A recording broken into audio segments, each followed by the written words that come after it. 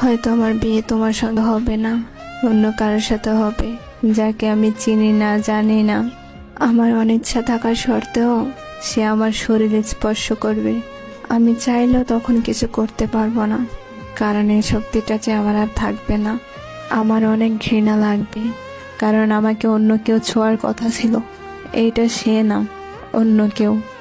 তখন আমি খুব কান্না করব, আর সে মনে করবে আমি সুখে কান্না করছি। কিন্তু সে বুঝবে না এইভাবে প্রতিদিন এক একটা রাত আমার কাছে ধর্ষণের রাত। তখন যে আমার কিছুই করার নাই, আমি একটা কাগজে স্বাক্ষর করে আমার নিজের জীবনটা অন্যের হাতে তুলে দিয়েছি। প্রতিদিন তার পরিবারের মন জোগাড় করে চলতে হবে আমাকে। কিন্তু আমি তো তোমার পরিবার নিয়ে স্বপ্ন দেখেছিলাম, তোমার পরিবারের মানুষগুলোর মন জয় করে চলবো স্বপ্ন দেখেছিলাম। অথচ দেখো, আজ কিছুই হলো না।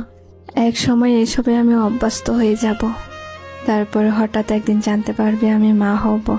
এইটা তো একটা নারীর জীবনে সবচেয়ে সুখের দিন। কিন্তু আসলে কি আমি ওই দিন সুখী হব? না, হব না।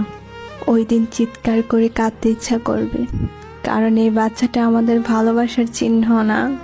তারপরও তাকে এই দুনিয়াতে আনতে হবে, কারণ বাচ্চাটার তো কোনো দোষ নেই। ওর ভূমিকা ওর পরে, ওর মুখের দিকে তাকিয়ে সবকিছু মেনে নিতে হবে। একসময় তাকে বড় করা, স্কুলে নিয়ে যাওয়া, তাকে মানুষের মতো মানুষ বানাতে গিয়ে কখন যে 50 পেরিয়ে চুল পাকতে শুরু হয়ে যাবে বুঝতেই পারবো না। এর মাঝখানে তোমাকে অনেক মনে পড়বে, তখন লুকিয়ে লুকিয়ে অনেক কাঁদবো। তারপরে দিন শেষে দীর্ঘশ্বাস ফেলে আবার ব্যস্ত হয়ে যাব। তারপরে হয়তো কোনো এক রাতে ঘুমের মধ্যে চলে যাব না ফেরার দেশে। সেদিন হয়তো তুমি আর জানবে না, হয়তো আমার কথা মনে করে গভীর রাতে তুমি আমার জন্য চোখ ভিজাবে। হয়তো ভিজাবে না, আর নয়তো ভিজাবে, কিন্তু আমার মনের কথাগুলো অবশ্যই থেকে যাবে।